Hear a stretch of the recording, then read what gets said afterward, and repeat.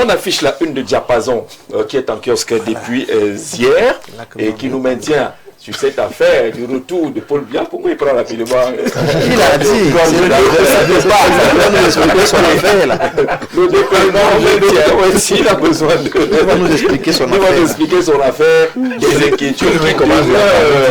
Alors, on va écouter François Mboké, le DP de Diapason. Le président est rentré, il a même reçu les lions. Il y a eu même d'autres... voilà. Mais vous dites que les inquiétudes demeurent. De quelles inquiétudes s'agit-il? Ben oui, vous voyez, les Camerounais sont restés 74 jours après le départ de leur président, sans leur président. Ils se sont dit, ah, enfin, je vous l'ai dit ici à d'autres occasions, ce n'est pas l'absence du président qui inquiétait les Camerounais, mais leur présent et leur avenir. Parce que quand il n'a pas été là, vous avez entendu, vous avez vu, même ses propres décrets ont été contestés.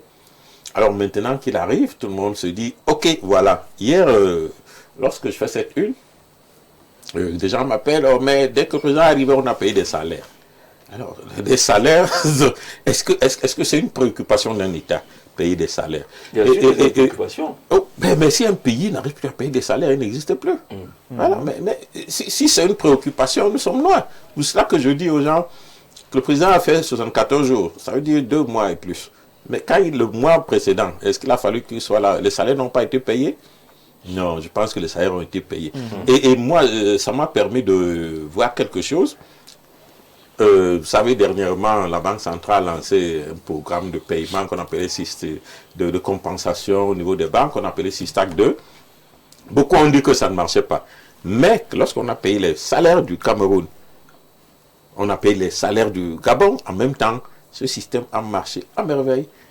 Moi, c'est ce que je peux retenir de cela, que la CEMAC a eu un outil aujourd'hui qui marche à merveille et que tout le monde devrait en bénéficier. Ça veut dire qu'on vous paye le matin, le soir, vous allez prendre votre argent dans votre banque. C'est ça l'avantage.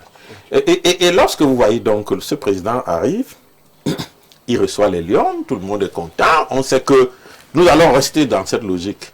Mais quand il n'était pas là, qu'est-ce qui s'est passé? Son chef de renseignement dans son cabinet a dit des choses. Les Camerounais attendent. Parce que l'ex-capitaine Effoudou, il a dit des choses. C'est pas à négliger. Voilà. Et je vous dis que la dénonciation fait partie de la gouvernance. Le travail que nous faisons, c'est un travail de dénonciation. Il fait partie, c'est reconnu par la Constitution et tout. Notre métier, nous sommes même appelés à être protégés, c'est dit dans les textes. La dénonciation est reconnue même. La CONAC demande celui qui a vu. Donc, ce n'est pas nouveau. Lorsqu'on a dénoncé, mais vous savez également qu'il y a quelque chose qui est interdit. C'est la dénonciation calomnieuse qui est également interdite. Donc, si je dénonce, je dois avoir des preuves de ce que je dénonce. Parce que, dites-vous quelque chose, peut-être que les gens ne s'en rendent pas souvent compte, c'est peut-être facile de dire que tel a fait quelque chose en public. Vous ne savez pas le mal que cela peut faire à cette personne-là. Surtout quand c'est faux. Quand c'est faux. Et lorsque vous avez des fonctions, président de la République et autres, ça peut être comme des oripeaux. Mais ce qui reste chez vous, c'est votre nom. Vous avez vu antérieurement, il y a eu les top 50 et autres, vous avez vu des ministres qui ont pleuré, disant que leurs enfants ils ont dit que si c'est reconnu, ils vont se suicider. Ils ont été en justice pour que la justice tranche et ils ont eu raison. Alors nous pensons que lorsque vous avez quand même des affaires, vous gérez des affaires publiques, et vous savez, nous les journalistes, la frontière entre les affaires publiques et privées, elle est très mince. Très mince, ouais. Elle est très mince. Alors lorsqu'on vous indexe, vous devez vous défendre. Moi je dis, chacun doit défendre son nom, puisque vous avez d'ailleurs ce qu'on appelle l'innocence, quoi. La présomption d'innocence. Vous l'avez. Donc moi, je pense que... Moi, on n'est pas encore noté des inquiétudes. Oui, oui. Bon, là c'était une parenthèse. D'accord. Parce que c'est le sujet qui a été le plus entre-temps. Mais l'inquiétude première, c'est la rentrée scolaire qui arrive dans quelques jours. Oui. Le 7 septembre. Mais nous avons fait une précédente édition, nous avons fait une enquête. C'est l'un des sujets qui touche même des milieux les plus sensibles. Que sera peut-être, comme le président n'était pas encore là, on se disait il va rentrer, c'est pour ça qu'on lui dit, il y a les inquiétudes. Il y a eu des salaires, mais je ne sais pas si vous et moi, lorsque vous passez en ville, vous sentez l'effervescence qu'il y a eu des salaires. Et il faut que les gens comprennent que les salaires au Cameroun ne représentent rien, je veux dire rien dans l'économie. Connaissez-vous un Camerounais qui a eu un salaire, il a acheté une moto, il a acheté une voiture? Mais lorsqu'on paye un homme d'affaires, il peut acheter même 2, 3 voitures à sa femme, ses enfants et lui. Et vous savez ce que c'est qu'une voiture peut faire dans une économie? Celui qui vous la vend, il encaisse vous-même. Quand vous la prenez, vous allez mettre du carburant, vous payez les impôts, vous payez l'assurance, vous payez le laveur, vous payez la garderie, vous payez même le parking, donc tout le monde gagne. Lorsque ça tourne, est-ce que, lorsque le président est rentré, la dette colossale qui est due aux hommes d'affaires, est-ce qu'il a quelque chose dans la poche? Voilà une inquiétude. Parce que les salaires ne vont rien changer. Ils sont que les salaires, d'abord, on ne sent même pas qu'il y a eu des salaires. Moi, j'ai été au courant de cela parce que je suivais l'affaire CITAC. Deuxième chose, des Camerounais attendent. L'élection présidentielle, c'était en octobre. 2025. Nous sommes bientôt en octobre, un an. Un chef d'État a pris la parole et puis, vous savez, la parole pour nous qui savons ce que c'est que la parole, on ne s'amuse pas avec une parole donnée. Bon, c'est vrai qu'on dira aussi du côté politique, c'est ceux qui croient que ça regarde. Et là, c'est la parole présidentielle. Oui, mais lorsque, oui, comme les initiés qui peuvent être là, quand vous avez parlé, on vous tient à votre parole. On vous tient à votre parole. 8 mois après la parole présidentielle, les Camerounais attendent. On ne voudrait pas, peut-être qu'il garde les mêmes, mais si lui-même a constaté que des gens avec qui il a marché depuis quelques années n'ont pas satisfait aux attentes des populations, il peut peut-être changer de poste, va un peu ici, peut-être que tu t'es pas ton poste, mais bien qu'il change. Voilà mon cher frère ici. Il a dit, d'ailleurs, c'était les jeunes et les femmes. Quand j'entends les gens le tenser, je dis, mais est-ce que vous avez écouté le président? Et puis il est quand même directeur de cabinet du président qui a challengé le président actuel. Donc il faut prendre ces éléments en compte. Je le verrai, le ministre, que ça ne me gênerait pas. Parce qu'il a fait un travail que nous avons vu. Et son candidat a eu un score qui est respecté. Il faut le respecter. Troisième chose. Vous parlez de ce remaniement qui est attendu. Oui. Ce vice-président qui est toujours. Non, voilà, j'étais en train de citer le haut vice-président. Oui. Mais les gens se sont dit, avec le vice-président, vraiment, nous pouvons nous dire qu'il peut y avoir une transition paisible. Parce que vous avez vu, le problème qui se passe quand le chef d'État n'est pas là, c'est qu'on dit, s'il ne revient pas, comment on fait? Les gens oublient même qu'il y a la Constitution qui a appelé le mouvement. Aujourd'hui, tout le monde est braqué, y compris les marchés internationaux, y compris les partenaires internationaux, qui pensent que ce vide juridique, aujourd'hui, constitue un problème. Voilà les attentes de la population. Bon, je m'arrête là. Patrick, sur cette question, le journal ODP parle des inquiétudes qui persistent. On a l'impression que le journal recherche activement sans trouver une différence entre l'avant-octobre 2025 et l'après-octobre 2025. Rien n'a changé. Mais tout à fait. On a justement cette impression que rien n'a changé. Le président de la République est allé faire plus de 2 mois à l'étranger. Il est vrai que la seule chose qui intéressait justement l'opinion nationale, c'était de savoir où se trouvait le président. Le retour en santé. Ouais, le retour du président règle ici une simple question sur sa localisation, mais ne règle pas les problèmes de fond qui ont été soulevés par des millions de Camerounais. Et l'une de ces préoccupations était justement sur la continuité de l'État. Parce qu'on s'est posé les questions, est-ce que le président de la République est en santé? Si quelque chose arrivait au président de la République, comment est-ce que le pays devait être géré après? Cette question se pose toujours? Cette question se pose toujours, avec beaucoup plus d'acuité même, puisqu'on se souvient que peut-être, pour répondre, pour pallier à cela, le président de la République avait signé un décret. Il y avait eu une révision constitutionnelle instituant le poste de vice-président que bien entendu nous à Jouvence nous ne reconnaissons pas parce que nous avons toujours dit qu'il ne faudrait pas que le peuple camerounais accepte cette forfaiture. Parce que le président de la République en 2025 n'est jamais venu pour dire aux Camerounais que voilà, je vais me présenter et lorsque je serai élu, je vais modifier la Constitution. Oh que non, il est venu avec toute autre chose, mais ce n'était pas... parce que je crois qu'il était venu avec un slogan, c'était grandeur et espérance. Je vous donnerai de la grandeur et de l'espoir. À vous de voir si aujourd'hui les Camerounais sont grands ou alors est-ce que les Camerounais ont beaucoup plus d'espérance. Il a quand même annoncé un peu les réformes.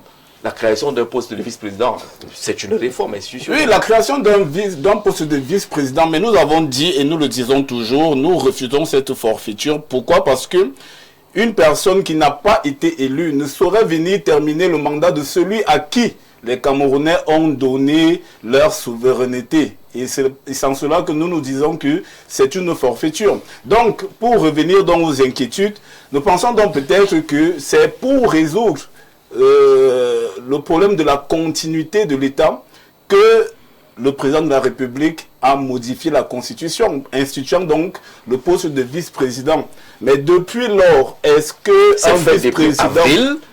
On est pratiquement presque en septembre. En septembre, disons en septembre. Et le journal Diapason dit qu'il n'y a pas un calendrier qui transparaît, on ne sait plus. On ne sait plus, effectivement, parce que dans la Constitution, on dit bien le président peut nommer un vice-président. Donc il peut décider de faire ces 7 ans, il ne nomme pas un vice-président. Et votre inquiétude va demeurer. L'inquiétude va demeurer. En cas de, voilà, en cas de, qu'est-ce qui va advenir? Comment est-ce que le pays va être dirigé par la suite? Et je vous rappelle également que dans cette modification, on dit que seul le vice-président peut constater la vacance. Il peut saisir justement pour constater la vacance. Mais bon, quand il n'y a pas de vice-président, vous voyez qu'il y a une petite inquiétude. Il y a également, justement, comme l'aîné le rappelait, le problème du remaniement ministériel. Personne n'a mis le couteau sous la gorge du président de la République pour qu'il vienne annoncer aux Camerounais le 31 décembre 2025 qu'il procéderait à un remaniement ministériel. Dans les prochains jours. J'ai vu ici et là les communicants du RDPC faire une gymnastique grammaticale pour essayer d'expliquer dans les prochains jours. Ce que ça peut dire, on allait chercher dans la Bible, on allait chercher dans l'histoire, on allait chercher dans la cosmogonie. Jusqu'à présent, personne nous a fait. Pour essayer d'expliquer ce que dans les prochains jours pouvait signifier. Donc, on peut s'attendre 7 ans de plus.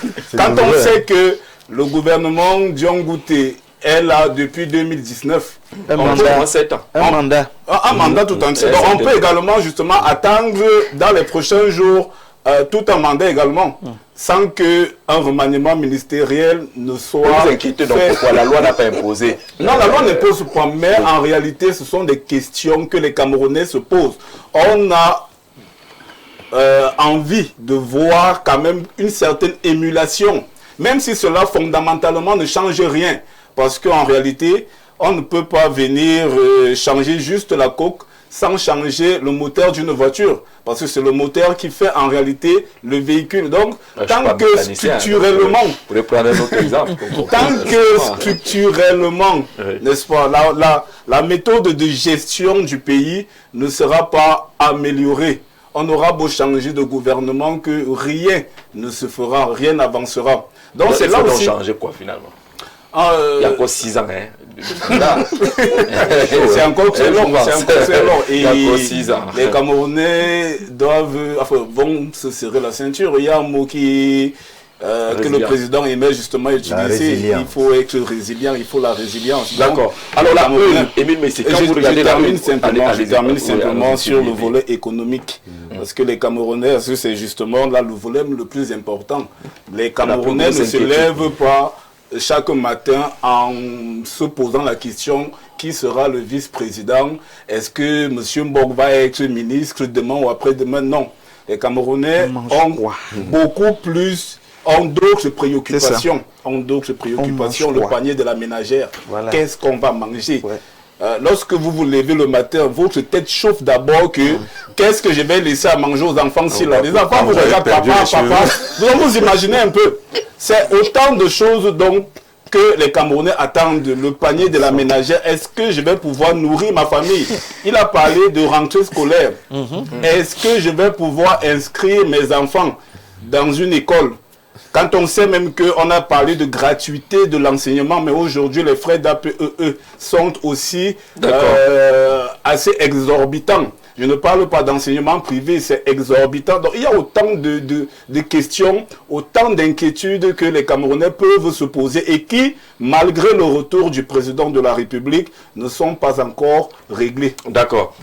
Émile Messi, je vous offre l'ODP et son titre. En holocauste. Qui parle des inquiétudes. Profitez-en. Est-ce que quand vous avez vu cette une, vous vous êtes dit que est-ce que François Mbouka est sérieux? Non, François Mbouka, c'est un être humain. On peut se tromper. Il a de l'esprit, il a aussi la chair. Et toute chair peut également avoir des douleurs et des inquiétudes. C'est normal, c'est fondé. En fonction des attentes de tout un chacun, on ne peut pas condamner quelqu'un qui a des inquiétudes. Moi, je trouve ça... Il a parlé de la rentrée scolaire. Elle aura lieu, le conseil de cabinet qui a eu lieu hier est revenu sur toutes ces questions-là pour une rentrée scolaire et universitaire sans faille. Je crois que le gouvernement est au travail. Pour dire que, oui, l'absence prolongée du président hors du pays a suscité beaucoup de débats, beaucoup de passion et même d'inquiétude. Ça aussi, c'est compréhensible, puisque des questions sur la santé, sur sa vie même, se sont mêlées. Le président est venu, les gens se sont rassurés. Et il y a d'abord eu ce grand soulagement. Parce que quand il dit les inquiétudes de moi, ça veut dire qu'il y a d'abord un grand soulagement. Le retour du président renforce l'espoir, l'espérance par rapport à tout ce qu'il a promis. Vous voyez? Donc, quand il dit que les inquiétudes demeurent, si nous parlons du gouvernement, dont il fait allusion, c'est tout à fait normal. Je dis c'est un sentiment normal. Le membre du gouvernement qui a mis le moins de temps, en ce moment, c'est 7 ans. Pour certains, c'est trop. Plus de 20 ans. Je dis celui qui a mis peu de temps. Oui. Minimum 20 ans, de 4 janvier 2019 à aujourd'hui. 7 ans. Vous voyez? Ça fait donc que, lorsque le président dit que je mettrai en place un gouvernement dans les prochains jours, première chose, ça suscite également des appétits. Personne ne peut interdire à quelqu'un de voir un des proches ou lui-même devenir membre du gouvernement. Ça change toujours quelque chose.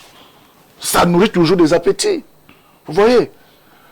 Et la nomination, comme je vous disais entre deux jours, a ceci de particulier, c'est que celui qu'on nomme a un défi de faire plus que l'autre. Là aussi, c'est des attentes légitimes.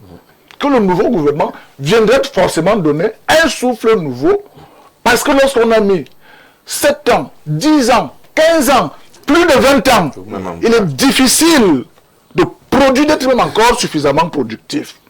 Ça, c'est en management, c'est prouvé. Tout le monde vous connaît déjà, on sait déjà vos petites faiblesses et tout et tout. Et puis vous-même, vous n'avez plus de challenge. Sauf si on vous change de département ministériel. Absolument. Ça, c'est tout à fait normal.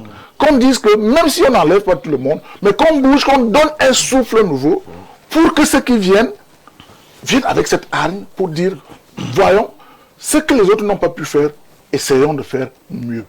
C'est tout à fait légitime. Et le président a dit, dans les prochains jours, je mettrai en place un gouvernement.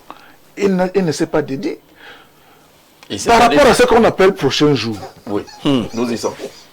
Les prochains jours, l'amende, je suis prêt. Non, les prochains jours sont totalement différents dans les tout prochains jours. C'est totalement différent. On n'a pas dit dans les tout prochains jours. Les tout prochains jours, c'est dans les jours éminents. Dans les prochains jours, reste dans une perspective. Et il a dit, il le fera. Vous savez que le président Biya n'est pas un homme de la précipitation. Ouais. Il fait toujours ces choses. Il dit tous les jours que oui, ils ont mis 7 ans. C'est pour cela que moi je dis. C'est pour ça que moi je dis. Mais il prend c'est pour ça que moi je dis. Des gens qui s'amusent à donner les gouvernements en mettant des noms des gens et ne facilite pas la tâche au chef de l'État. Est-ce qu'il gère ça? Il va va gérer ça. Il lit ça où? C'est pour vous dire que laissons le temps au chef de l'État et trouver un temps opportun pour nous mettre en place un gouvernement que lui-même nous a promis. D'accord. Quant au vice-président, il faut qu'on se le dise. Lorsque le président qui a été élu au suffrage universel, qui est le souverain et qui confère sa souveraineté par cette constitution qui dispose que le président de la République nomme aux emplois civils et militaires, confère donc cette légitimité, cette souveraineté. Le problème à Jouvence. Oui, de cette manière. Le problème du Premier ministre, chef du gouvernement, ne se pose pas. Vous voyez que ce Premier ministre, dans le au-delà du mandat, permettez. Il ne remplace pas le chef de l'État. Va dans l'au-delà du mandat. Président. Ça veut donc dire que lorsque le président de la République nomme un vice-président conformément à la Constitution, il n'y a pas de dire qu'il n'est pas légitime. Il lui confère sa propre légitimité. Et cette légitimité n'est encadrée que par son propre mandat. Ça ne va pas au-delà de son mandat. On peut céder la légitimité. On cède la légitimité par l'acte de nomination.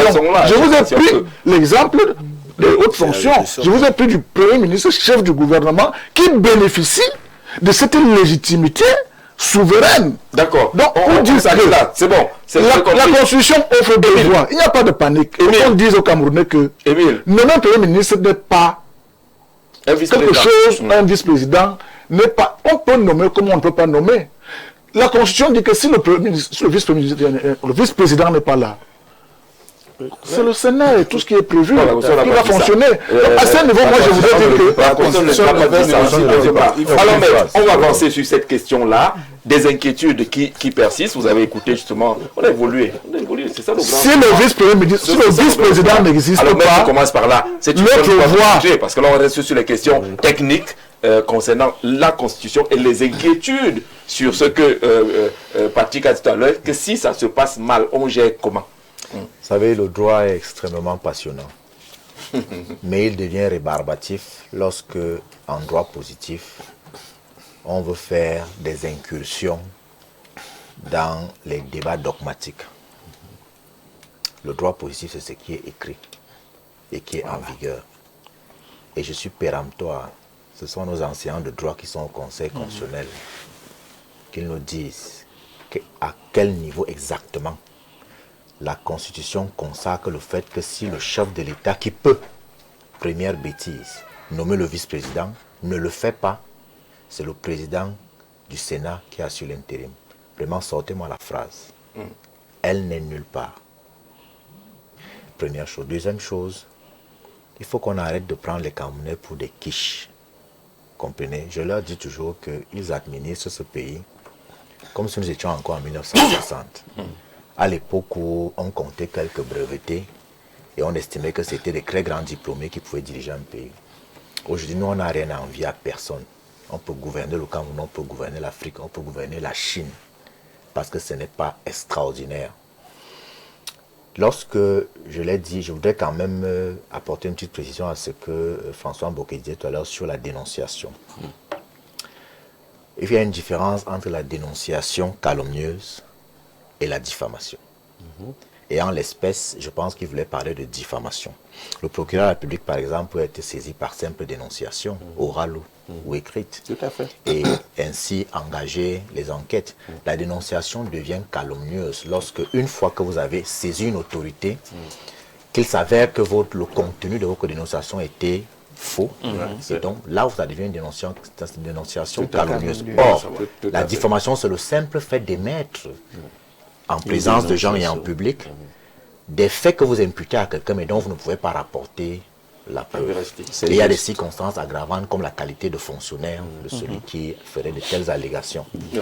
Et c'est important de le préciser parce que en l'état et en l'espèce, le fameux capitaine Effoudou, à la rigueur, serait-il dans la diffamation? Mais je ne me souviens pas qu'il ait saisi une autorité judiciaire. Il y a tout dans son carnet. Voilà. Carnet noir. Ça, c'est une question importante, parce que l'émission a aussi un but pédagogique. C'est très important. Maintenant, je rentrerai Est-ce qu'il a fait la dénonciation? Oui, Nous rentrons dans le fond. Non. Les inquiétudes après le retour du chef de l'État. J'étais en train de faire des efforts surhumains pour ne pas rire quand j'ai entendu parler des tout prochains jours. Tout à l'heure, lorsque je commençais l'émission, ce n'était pas une simple formule de politesse. C'est une profession de foi. Lorsque je témoigne ma déférence aux populations camerounaises, il faut respecter le peuple camerounais.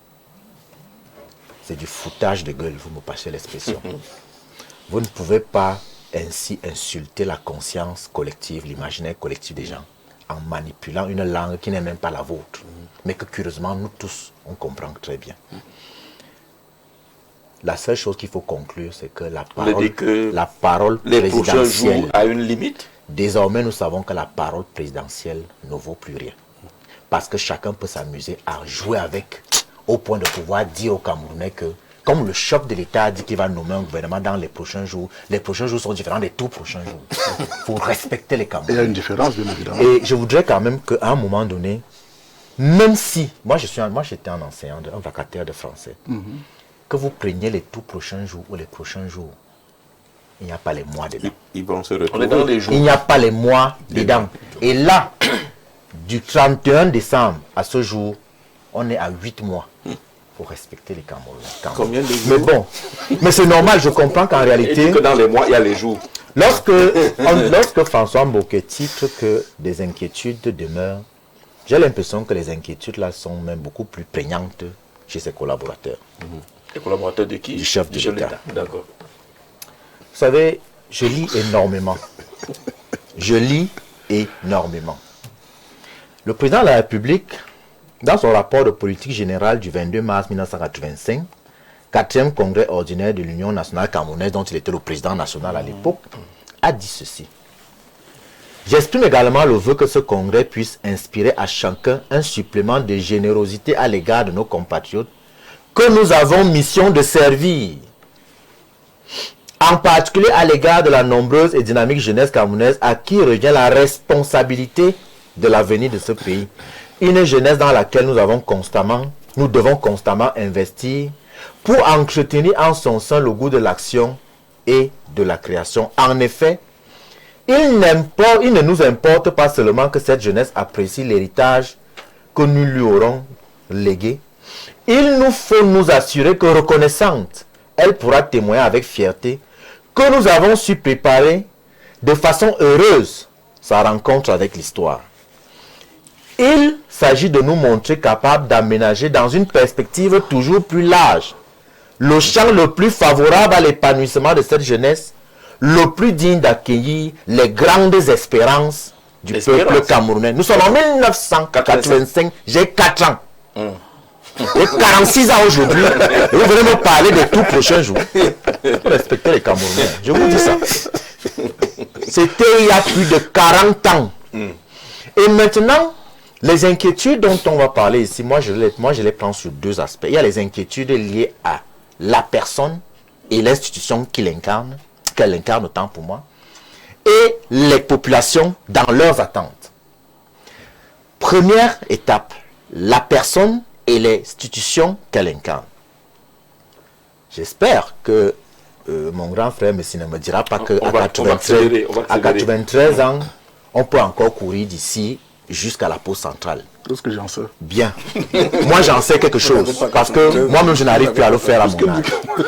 Donc, les inquiétudes liées au président de la République sont liées à son âge et à ce qui est inhérent à la capacité physique d'un homme à cet âge-là. Et les inquiétudes sont également liées au fait qu'il a mis l'homme dehors et qu'il y avait une communication alambiquée autour de son séjour. Et cette communication cacophonique a généré des supputations qui ont entraîné un certain nombre de suppositions avérées ou non. Toujours est-il que lorsqu'il est arrivé, les gens ont été gratifiés d'une main. Ensuite, on leur a dit, attendez, dans 48 heures, vous verrez le chef de l'État. Et on l'a vu. Sauf que là encore, le contrôle de l'image était tel que Malgré tout, on a vu un homme fatigué. Néanmoins, c'est lui le président de la République. Les Camerounais l'ont élu. Et lorsqu'ils l'ont élu, ils savaient qu'il était âgé de cet âge-là. Nul ne peut se prévaloir de sa propre turpitude. Maintenant, ce qui est lié à l'institution, la personne. Rapidement, on a le temps. Le débat autour de la vice-présidence continue. Pourquoi? Parce que les images qui ont été, malgré les sélections qui ont été diffusées, montrent que le chef de l'État est fatigué. Et que tout le monde voudrait bien que quelque chose se fasse pour impulser une nouvelle dynamique. Maintenant, les inquiétudes demeurent en ce qui concerne, contrairement aux tout prochains jours, les douleurs et les souffrances des Camerounais n'entendent pas les tout prochains jours. Les douleurs des Camerounais sont quotidiennes. Vous comprenez? Vous ne pouvez pas dire aux Camerounais que la rentrée scolaire qui arrive là, le chef de l'État prend encore son temps. Vous ne pouvez pas leur dire que l'électricité qu'on coupe chaque jour, l'eau qui manque, les routes qui sont mauvaises, les gens qui meurent, des femmes qui sont assassinées, le pouvoir d'achat qui fond comme neige au soleil, les opérateurs économiques qui ne savent plus à quel sens se vouer et qui forcément, à travers eux, voient l'économie évoluer au ralenti. Vous leur dites, le chef de l'État prend encore son temps. D'accord. Alors, ça veut dire simplement que les inquiétudes demeurent parce que le chef de l'État, et je le répète, ce ne sont pas des promesses, ce sont des engagements. Sur le plan juridique, lorsque vous prêtez serment, c'est un engagement, ce n'est pas une promesse que vous faites. Les engagements pris par le chef de l'État restent encore lettre morte aujourd'hui, plus de 9 mois après sa prestation de serment. D'où les inquiétudes qui demeurent. Docteur, sur cette question des inquiétudes qui demeurent, est-ce qu'on comprend qu'un journal puisse titrer ainsi, alors que le président est quand même de retour, et qu'on a vu les nominations des généraux, les promotions des généraux et autres? Écoutez, avant de commencer, je veux saluer mon jeune frère Emmanuel Campete qui a dit, il m'a fait un message hier pour dire, vous qui passez à la télé, là, évitez de parler de remaniement et de vice-président. Parce que chaque fois que vous en parlez, c'est comme si ça énerve les gens et ils ne veulent pas. Donc évitez de parler de cette affaire. Parce que plus on parle, c'est comme si plus ils se... Ils font toujours le contraire. Oui, exactement, ils font toujours le contraire. Il faut éviter de trop parler de ça. Mais on va faire comment? À la vérité, Jean-Jacques, le journal, le bien nommé, Diapason, vient effectivement dire tout haut ce que beaucoup de Camerounais pensent tout bas. Pourquoi? Le 6 novembre 2025 est une date particulière pour le Cameroun parce que on sort d'un combat politique, social et autres et on rentre dans une nouvelle dynamique qui est celle de la concertation, avec même la symbolique du discours, un chef qui est au sommet du Parlement et qui parle. Mais il ne parle pas qu'au peuple camerounais. Il parle à la communauté internationale. Il parle à l'Afrique. Laquelle communauté a besoin d'assurance. Très bien. Voilà. Il parle au monde. Il parle... En fait, il annonce au monde que le Cameroun arrive. Et le Cameroun arrive parce que j'ai entendu les frustrations du peuple, j'ai entendu les cris des Camerounais, j'ai entendu les malaises des uns et des autres. Et la première chose que je veux rappeler pendant que je parle ici, c'est que je suis le chef de l'État de tous les Camerounais. Donc en face de lui, il y a le RDPC, le FSNC, le PCRN, l'UNDP, l'UDC, tout ce que vous pouvez citer, Jouvence et autres, il a tous les Camerounais en face de lui. La société civile. Toute la société civile, la presse, les religieux. Les religieux, il s'adresse à tous les Camerounais et leur présente une espérance.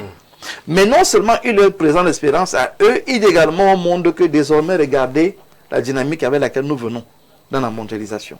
C'est que nous venons avec les jeunes, nous venons avec les femmes. Donc l'embêtant dans ce discours, c'est qu'il ne nous a pas parlé dans la chambre. C'est comme un parent qui rentre trouver son fils avec ses camarades de classe et il leur dit venez, asseyez-vous. Dans 5 minutes là, vous allez avoir à boire vous tous. Vous allez manger vous tous. Vous allez. Et puis le père sort et disparaît. On va casser Après, la télé. oui, Il fait 5 heures. il fait 5 heures. Comment j'ai demandé Attends. qu'il y a un truc qui va pas. Il y a quelque chose, il y a un différent que 5 heures et 5 minutes. Mais l'enfant le plus mal à l'aise, c'est l'enfant de Son papa. propre Parce que les papa, camarades, les camarades commencent à lui dire que Mais ton père là, j'ai envie de dire à mon deux visions que les premiers malheureux de la fête, c'est les gens du RDPC eux-mêmes. C'est eux qui ont honte. Ils ne peuvent pas parler fort. Oui. Ils ont honte. Parce que le père a parlé. Le père a dit, hé, on pouvait voir sur le plateau, dit que On avait applaudi. Il y avait une liesse populaire. Ça, c'est la première chose. Maintenant, parce que le fils même, qui est quand même, qui porte le nom du père, qui ressemble au père, qui parle comme le père, et qui vous rappelle que mon père a l'expérience, mon père a tout ce que vous voulez, il a d'abord honte. Et voilà. Que ton père là. Oui, quand ton père là, nous a lobé. Je comprends le malaise de mon frère Messi. Je comprends le malaise de mon frère Messi. Mais non. Je continue. Parce que je veux peindre cette image pour que ceux qui font le rapport au chef de l'État comprennent dans quel état nous sommes Camerounais. oui.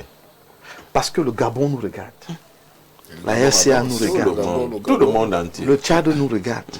Non, il n'a pas parlé dans la chambre. Papa Biya n'a pas parlé dans la chambre. Toute la solennité. Il a parlé devant le En corps Mondo diplomatique. Vision. Et tous les diplomates ont fait des rapports pour dire ne vous inquiétez pas au niveau de la gouvernance. Parce que vous parlez de l'âge. Le monsieur qui a parlé, Il a dit. laissez l'affaire de l'âge là, il est prêt.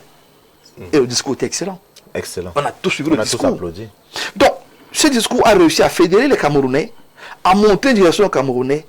Tout ce qui manque aujourd'hui, c'est la mise en route. C'est tout. Donc, quand Diapason dit que l'inquiétude demeure partout. C'est clair. Gouvernement, société civile, opérateurs économiques, DG, des sociétés d'État. tout le monde est dans un grand questionnement. Mais aujourd'hui, je voudrais quand même être de ceux qui ne pleurent pas sur du lait versé. Ça fait déjà 9 mois. On ne revient pas dessus. Il a parlé. Il y a eu des aléas, comme ils ont l'habitude de dire. Il y a eu des aléas, il y a eu des choses qu'on ne peut pas comprendre. Il y a encore des enquêtes. Et monsieur Messi vient de rappeler, il est encore en train d'étudier les dossiers Il n'est pas dans tout prochain. pour nous envoyer dans une mondialisation de manière efficace. D'accord. Je préfère être positif et prendre ça comme ça. Mais au point où nous sommes arrivés, Jean-Jacques, le premier problème, et je l'ai dit, quand vous êtes de bonne foi, il y a des indicateurs. 1, la communication. Oui. Vous croyez que Il y a pas si de le calendrier. père, si vraiment le père vient dire aux Camerounais, comme il a parlé au Lyon là, que je n'ai pas oublié ce que je vous ai promis. Voilà. Les enfants Attends les maisons. vont regarder leurs camarades pour dire que n'est-ce pas que je vous avais dit que papa avait dit. On aura les maisons. Le discours du chef de l'État aujourd'hui, ce n'est pas pour les Camerounais seulement, c'est d'abord pour le RDPC. Pour qu'eux-mêmes soient moins embêtés. Qu'on parle de tout prochain jour, de tout long jour, de tout court jour. Des Vraiment, courts mois, de tout prochain, qu'ils enlèvent d'abord l'embarras sur les militants du RDPC eux-mêmes. Ça commence par là. Que papa fasse un discours, il peut parler des aléas. Dans le discours, il nous a parlé de la crise de nos zones. Non? Dans le discours, quand on parle de l'économie, il a parlé de la balance commerciale, il a parlé même des chocs internationaux, etc. Il en parle. Donc, il ne peut plus avoir de sujet tabou avec les Camerounais aujourd'hui. Parce que si vous ne communiquez pas, vous laissez dans le libre cours aux influenceurs, aux gens compliqués qui viennent dire tout et n'importe quoi. Oui. Et finalement, il y a plus de cacophonie que de réalité, même dans un travail qui peut être en train d'être fait effectivement. Oui, effectivement. Donc ne laissez pas planer la mauvaise foi. D'accord. Vous Ne allez laissez pas- répondre aux Camerounais très rapidement. Ça va être un échange maintenant avec les téléspectateurs. Allô, bonsoir. Bonsoir, monsieur Jean-Jacques. Comment vous appelle monsieur? Je m'appelle monsieur Biolay, je vous appelle depuis Bertois. Depuis Bertois. Allez-y, monsieur Biolay. Ok, je vois le thème de votre sujet est très intéressant. On parlait d'inquiétude. Vraiment, il y a plusieurs sources d'inquiétude. Il y a l'inquiétude liée à la crise post-électorale. Il y a aussi l'inquiétude venant du militant du RDPC au niveau des tableaux. Je ne sais pas si ces militants se rendent compte qu'ils veulent présenter le chef d'État comme un irresponsable illettré qui ne peut pas faire la différence entre prochain jour et tout prochain jour, prochain mois et prochaine année. Le chef d'État est suffisamment intelligent L'actualisation de la pour communication. ne pas tomber dans ce piège. d'accord. Donc, ces militants-là nous mettent dans l'inquiétude avec leurs différentes explications. Et notre Merci. inquiétude est liée à la crise post-électorale. On leur a fait savoir que les élections sont derrière nous. Ceux qui croient, ça sont dans la déroute. Ils sont dans la déroute totale. Nous sommes encore en pleine crise électorale. Hier, vous avez mis un sujet, qu'est-ce qui bloque? Je vous assure, c'est cette crise électorale qui bloque la formation d'un gouvernement et tout ce que le président a envie de faire. D'accord. Merci, M. Biolay. Depuis Berthois, on prend rapidement quelqu'un d'autre. Allô, bonsoir. Bonsoir, Jean-Jacques. Thomas Massok. Allons-y. Je salue ton ministre panel, particulièrement mon frère ami François Bocquet. Bonsoir. Je voudrais parler des inquiétudes. Quand je regarde le grand rassemblement, où celui de mon frère et ami Kouma est ici, dans cet environnement précis, me donne des inquiétudes sur ma montagne sacrée. On a des problèmes pour avoir Thomas dans de bonnes conditions. Quelqu'un d'autre? Allô, bonsoir. Monsieur, bonsoir. Oui, monsieur. Allons-y, on vous écoute rapidement. Oui, ici, Bobo Bongo, Ngaoundéré. Depuis Ngaoundéré. Allez-y.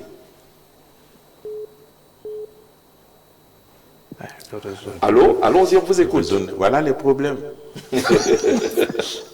C'est pas évident. Poser des Avoir Ngaoundéré, c'est compliqué.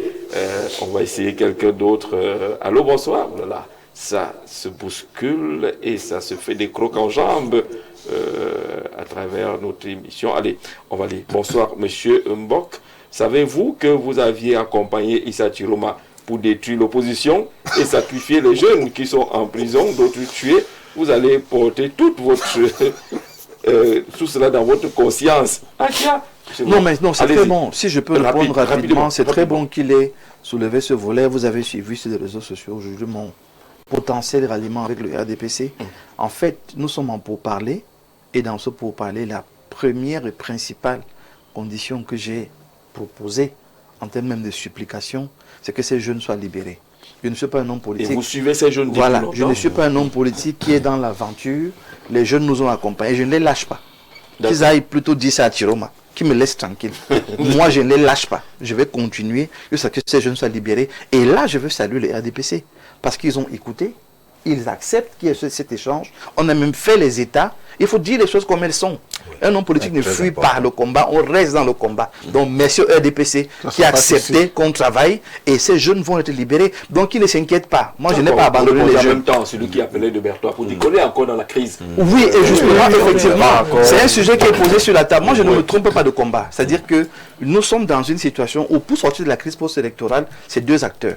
C'est le pouvoir public, mais nous aussi, qui avons amené une dynamique. Et la dynamique que nous avons amenée, c'était dans le narratif, dans l'explication, dans la campagne. Donc, moi qui étais un des acteurs sur le terrain, si je me débine, c'est quand même compliqué. Donc, je l'ai dit, je ne suis pas en politique pour chercher un poste. Je ne suis pas là pour chercher une place. Je l'ai dit haut et fort, je suis candidat à rien. Donc, du coup, c'est les jeunes là qui m'intéressent et je reste dans ce combat jusqu'au bout. Maintenant, ceux qui veulent comprendre, ceux qui veulent comprendre. Bonsoir, ainsi qu'à on va évoluer comme ça. Tout se retrouve dans le slogan du RDPC, notamment l'espérance. Attendre avec confiance quelque chose que l'on souhaite voir se réaliser. C'est ça l'espérance. Un artiste a chanté, on attend l'enfant. L'enfant ne vient pas. C'est Patrick depuis Strasbourg qui envoie ce message-là. On part depuis Strasbourg. Qu'est-ce qu'on dit du Canada? L'inquiétude, c'est pour les esprits faibles. Depuis 43 ans, on sait la ceinture et on a même déjà l'insuffisance rénale. Notre mental est faux. Le père est rentré. Le père père est rentré, il s'est fait autour de lui pour sa sortie en beauté. Et je pense qu'il préfère donner un grand coup de pied dans la fourmilière et il cherche encore la bonne godasse. C'est qui? Le coup du Canada, son frère. Il a relevé la situation. La bonne godasse. Bonne godasse. Ça peut être plus efficace en matière de coup de pied dans la fourmilière. Je crois que vraiment c'est assez compliqué. Sur le bonsoir le plateau. Monsieur veut voir ses enfants grandir. Qui? Lequel monsieur? Vous n'avez pas précisé. Qui veut voir ses enfants grandir? D'accord. Votre regard est assez compliqué. Sont nombreux, on ne prendra plus les appels en direct. Allez-y. Oui, je voulais dire que, vous savez, j'ai ouvert le sujet parce que vous m'avez donné la parole, mais il y a des choses que je n'ai pas évoquées. Le Conseil supérieur de la magistrature, qui est un problème sérieux aujourd'hui. Et je vous dis que... Les jeunes, là, les outils, on dit à tirer la ceinture. Quand nous avons sorti cette édition, on s'est retrouvés dans le coin que vous savez, et les gens sont venus, ils disent, vous n'avez pas compris que lorsque le père a pris l'engagement, il y a quelqu'un qui lui a donné le stylo et c'était la première personne qu'on a limogé. Félicitations à M. Messi qui nous clarifie si bien les prochains jours et les tout prochains jours, et ça parle depuis Djongolo ici à Yaoundé. Il faut noter, il a mis tout cela entre guillemets. Il a pris quelque chose d'important à travers cette sortie de M. Messi là-dessus. Bonsoir Jean-Jacques Zé et à tout votre panel. Là. Merci pour cette thématique instructive. Quant à la problématique, le retour de Paul Biya après 114 jours d'absence, aussi rassurant soit-il en apparence, ne répond en réalité à aucune des inquiétudes de fond que la diaspora camerounaise porte depuis des années. Ce n'est pas la durée du séjour qui pose problème, c'est ce qu'elle révèle d'un système où l'État continue de fonctionner sans que personne ne sache vraiment qui décide, ni selon quelles règles, selon le chef de l'État et hors du pays, pour une diaspora qui a souvent fui précisément cette opacité et cette gouvernance à huis clos, voire un poste de vice-président créé sur le papier depuis avril 2026 reste vacant pendant plus de 4 mois au moment où son occupant aurait dû clarifier la chaîne de commandement n'est pas un détail administratif, mais la confirmation d'un problème structurel, celui d'un pouvoir personnalisé à l'extrême, où la continuité de l'État repose sur la santé d'un seul homme. Et c'est vous qui avez évoqué justement cette continuité de l'État. Vous avez 30 secondes pour sortir de là. 30 secondes rapidement. Je voudrais dire à l'aîné Émile Messi que le président, c'est pas à lui de fixer le temps qu'il doit prendre pour régler les problèmes des Camerounais. C'est plutôt les Camerounais qui lui donnent le temps nécessaire. Il y a une différence. Ça veut dire que on dit que le maître du temps. Non, le président n'est pas le maître du temps. Il fait parce que les Camerounais ont des problèmes prégnants. Et il doit résoudre ces problèmes le plus rapidement possible. Donc s'il s'en va résoudre un problème prégnant, le résoudre 7 ans après. Vous voyez qu'il aura laissé beaucoup de temps et laissé mourir de nombreux Camerounais. Et je voudrais également dire que c'est vrai que le temps est presque écoulé, mais que le président de la République, en réalité, tout ceci arrive, toutes ces inquiétudes, parce que le président de la République est un jupitérien constitutionnel. Tout est basé, tout est relié au président de la République. Nous sommes tous suspendus. Que ce soit... C'est là que dès qu'il y a un peu d'ordure dans nos quartiers, on pense au président de la République. En temps normal, s'il n'était pas jupitérien, la question serait réglée à un niveau. Effectivement.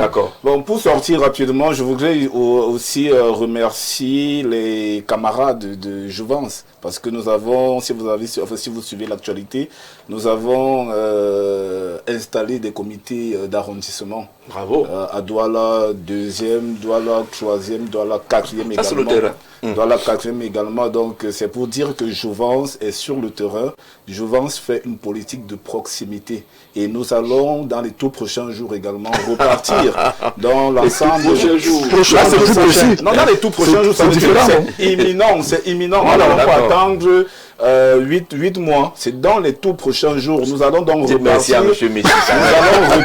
Sur le terrain dans d'autres régions pour installer d'autres comités, parce que Jouvence se met en ordre de bataille pour les élections, les échéances à venir. On salue le président Valère Bessala. Merci monsieur d'être venu. On se donne rendez-vous dans les tout prochains jours. Non.